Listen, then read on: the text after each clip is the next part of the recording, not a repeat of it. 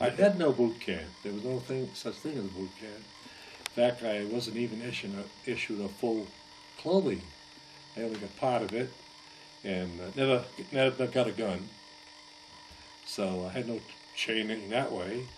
And there was 4 others that we kind of buddied together, and we all went together.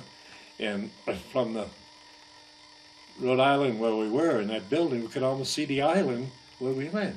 Huh. What it is, it's an island in the middle of Narragansett Bay, and it's kind of secretive. You have to have a badge, and they have security on the outside with guns and all.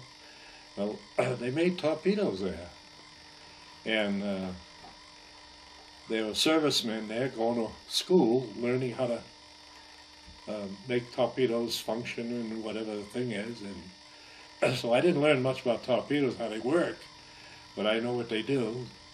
They would make them and set them up to another island, and they had 2 elevators there. They were 70 feet deep. In fact, I'll tell you about that later. And it was 4 torpedoes on a base, and upstairs a big monitor, and the range was straight ahead. And when they fire a torpedo, every 1,000 miles on that idiot board would tell where it is, how far from the hydrophone, how high this way. It was very good. But at that time, they made torpedoes and they malfunctioned a lot. So the theory was not to tell anybody which ones malfunctioned, right? But they repaired them and kept sending them out. They had to go out to the fleet working perfect. So they would fire them sometimes 7 times. They used water instead of ammunition in the head. And after it's run thousands of yards, and it's a turbine actually, it has 2,800 pounds of air in it, and 185 proof alcohol. And that's a turbine, it's 2 propellers and very fast. And but anyway, we retrieved the ones that sunk. There was many of them, and we never got caught up. So as soon as they stopped firing, we would go to work at night, work all night. As soon as sunrise, we had to get off the range. Wow! Because they stopped firing. So. How was your diving training? Because I imagine you probably had no diving experience prior to that, did you? No. They put you on. We had actually three boats. We only used 2. The other one wasn't very well. And one was for shallow dives, up to 70 or 80 feet. Above that, the deeper they go to the other boat, which had a decompression tank. And so we went to work at sunset. And how I got into the diving is I got on one of the boats, and you just listen and help where you can. And they were very strict, and a lot of hash marks, and a lot of guys had ears chewed up, because back then I found out that one ship against another, wrestling was a big thing, and they would bet money, and their ears were almost gone. But they were very good to me. I was like a toy to them. They're all regular and I'm reserved, and I'm the only one. And so I listened and learned, and then one day it was so bad we couldn't go out.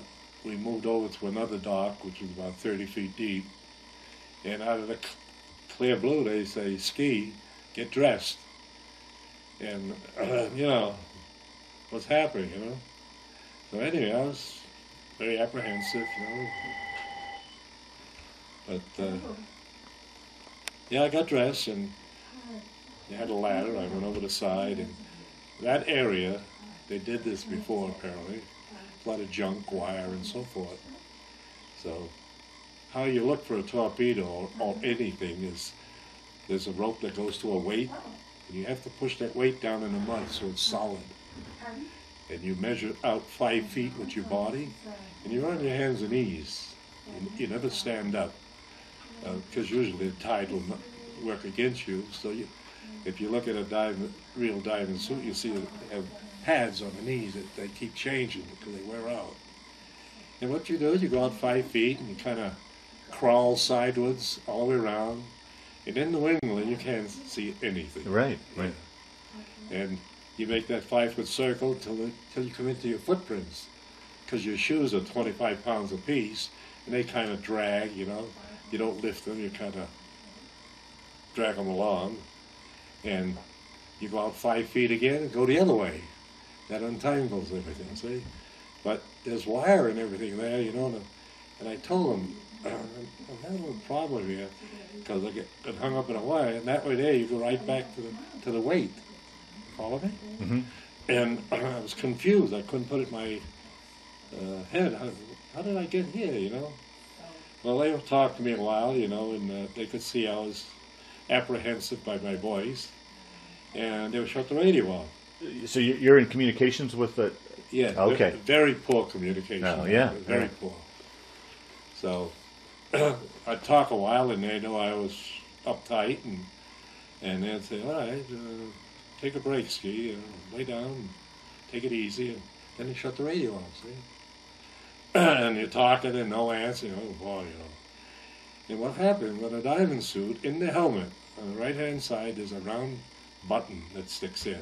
Now, are these big heavy solid metal? Yeah. Okay. See, diving was in its infancy Right. then. Yeah. And well, there's that button, and what it does, it's there for a reason. It's if you push on it, it'll let more air out. You know, if you balloon up a little bit, you want to get rid of air quick, you hit that button, and the air goes. You never want to get your feet above your waist. If you do, you'll drown. That's that simple. Okay? So it also works another way. You hook it in your cheek, pull in, and you blow up a little bit. And that, if you're stuck or something, or you know, you're having a hard time get out of the mud, the air will help you up. Even coming up, you kind of put a little air in, so the tender will, the workload won't be so hard pulling you up, you know.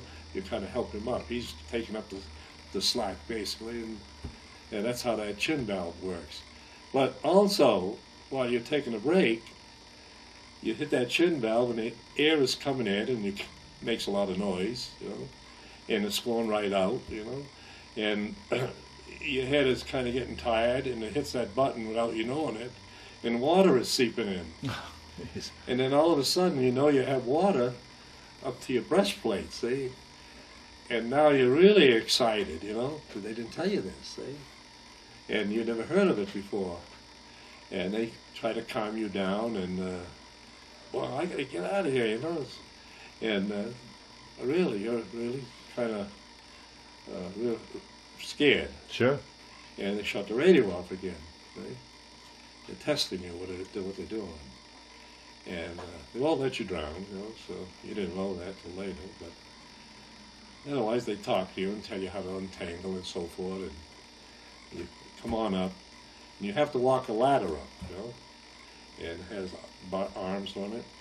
And when you got water in your suit, carrying the suit, you can hardly lift your leg up to the next rung. You got to be tough. And I think I was a tough kid. And you get up and, you know, you're all excited, you know, and calm down, and that's how they teach you to be a diver. There's no school. Wow. And it